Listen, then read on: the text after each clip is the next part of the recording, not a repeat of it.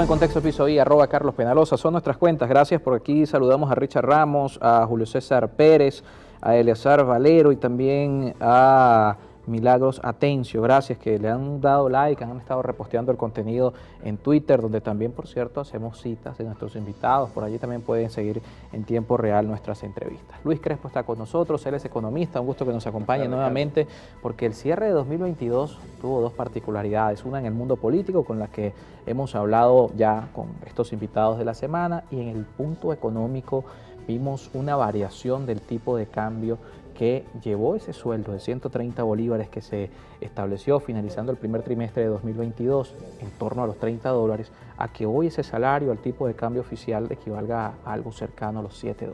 La variación del tipo en los últimos 3 meses ha sido considerable. Por supuesto, ha generado rechazo en la ciudadanía. Estamos hablando de un decrecimiento, de una caída en el poder adquisitivo del venezolano, y la preocupación para este 2023 comienza con el regreso de la hiperinflación, con las posibilidades que tiene el Estado de poder controlar lo que está ocurriendo, aunque estamos viendo que esta semana por lo menos el tipo de cambio ha estado estable entre los 18 y los 16 bolívares. Sí, buenas tardes, Carlos. Gracias por la invitación. Cerramos el año con dos términos bien interesantes que describimos acá. Uno, un nuevo micropánico que se vivió en el mercado cambiario y una devaluación por diseño. Y el término asumía con responsabilidad porque era lo que observábamos a partir del comportamiento en el mercado cambiario y la actuación del Banco Central. Desde la última reconversión monetaria apareció esa figura, recuerdo, viernes 29 de septiembre de la última reconversión monetaria, cuando la vicepresidenta de la República anunció la intervención del Banco Central con 150 millones de dólares, y eso se mantuvo en el tiempo para tratar de mantener una oferta en el mercado cambiario que incidiera en una estabilidad relativa del tipo de cambio. Los economistas estuvimos advirtiendo eso. Y en el primer las consecuencias que eso tenía para las reservas internacionales. Y la apreciación del tipo de cambio que generaba distorsiones monetarias. En el primer trimestre del 2022 se vivió una estabilidad relativa, sin embargo los economistas advertíamos sobre la no sostenibilidad de esa política porque veíamos las debilidades en el músculo financiero del Banco Central por fundamentalmente las debilidades de las reservas internacionales. Vivimos agosto 2022, diciembre 2022, dos grandes devaluaciones que indicaban que eran diseñadas desde el Banco Central de Venezuela porque disminuyó su intervención en el mercado cambiario, limitando o disminuyendo la oferta y permitiendo que flotara el tipo de cambio, bueno, a partir de la ley de la oferta y la demanda de quienes intervinieran en el mercado. Es decir, a pesar de que veíamos que el Banco Central actualizaba el valor del tipo de cambio, realmente no había una actuación por parte de él. No había divisas. Había divisa, hay un mercado, pero muy limitado. Cuando el Banco Central actúa con sus ofertas los días lunes, 150 millones, 60 millones, 75 millones, vemos que se ralentiza el comportamiento del tipo de cambio, o sea, su aceleración es menor.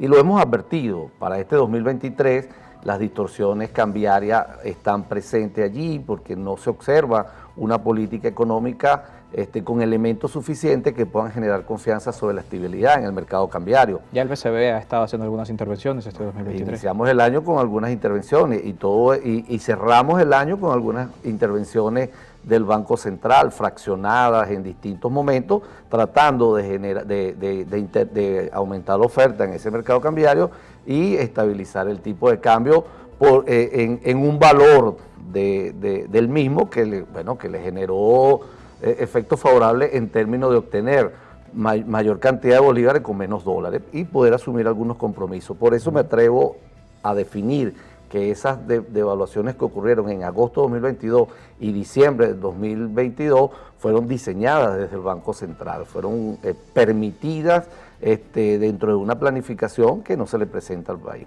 Para este 2023, lo conversábamos también, veíamos, incertidumbre en el mercado cambiario, nerviosismo, no hay una estrategia que permita generar confianza sobre la posible estabilidad en el mercado cambiario.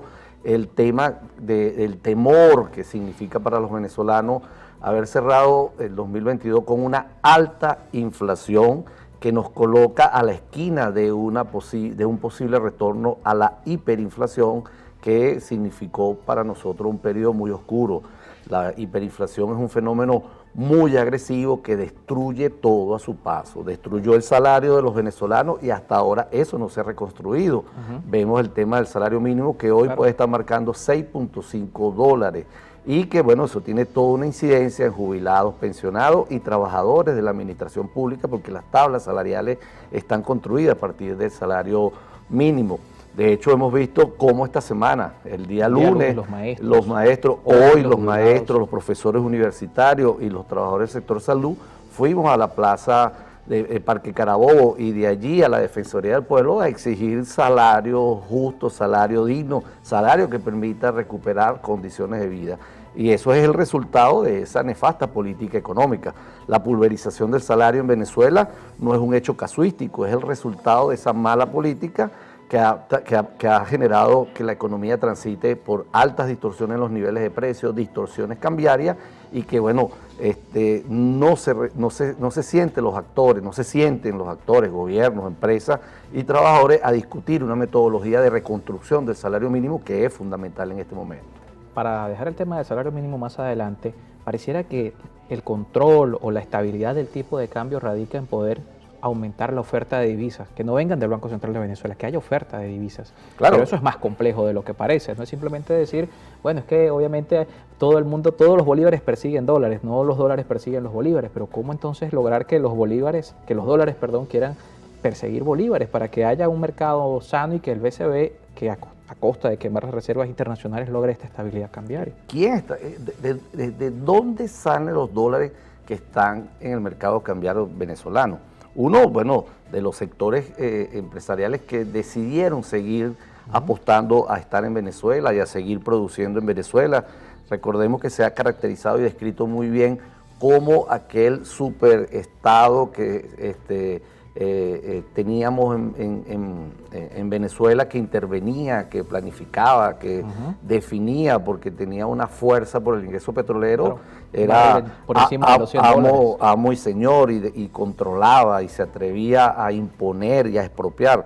Eso quedó en el pasado y la economía ha podido reaccionar positivamente en los últimos 2 años a partir de que eso quedó en el pasado, valga la redundancia.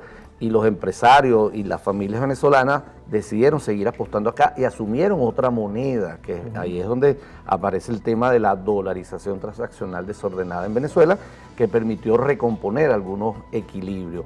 Entonces tenemos un mercado muy limitado, el tipo de cambio cuando definimos que está el bolívar está está apreciado, que no significa la cantidad de dólares que realmente se intercambian en este momento, una oferta un precio distorsionado, artificial, a partir de esas intervenciones que describió el Banco Central.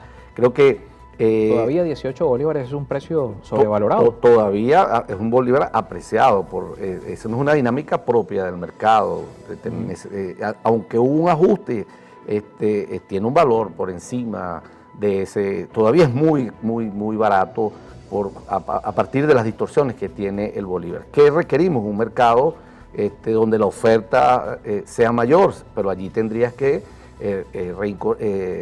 la reactivación económica, la productividad de las empresas, necesita fondos internacionales para poder apalancar algunos sectores, por ejemplo la industria, áreas de la manufactura que necesitan mejores condiciones macroeconómicas y de infraestructura en Venezuela. Producir en Venezuela, si tú no estás en alguna de las principales ciudades o las ciudades burbujas, es muy difícil. La crisis eléctrica, el tema de los servicios, el tema del transporte, hace muy complicado que algunas, sobre todo la industria y áreas de la manufactura, puedan reactivarse rápidamente en el país. Bueno, la propia PDVSA no puede reactivar algunas áreas en particulares por problemas financieros, obsolescencia y grandes limitaciones en áreas estratégicas donde están ubicados algunos pozos que bueno, simplemente los servicios están colapsados o destruidos. Nos toca hacer una pausa, pero el tema es que podemos reactivar todo eso, pero si la gente sigue sin creer en el bolívar, va a ser lo mismo. Todo el que se reactive, toda la industria que comience a producir